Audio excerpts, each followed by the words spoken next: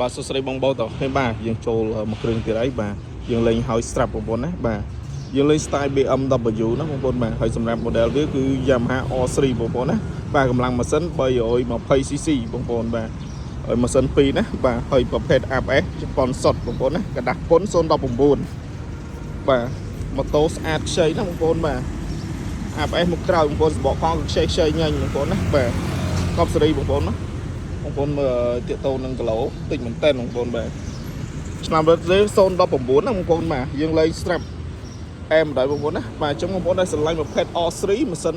2បាទកម្លាំង320cc បាទអញ្ចឹងបងប្អូនអាចចេញមកមើលបានបាទទាក់ទងតម្លៃវា38ជាងបងប្អូនណាបាទអញ្ចឹងបងប្អូនដែលស្រឡាញ់បងប្អូនអាចចេញមកមើលបានបាទហើយយើងមានថែមមួកបាទ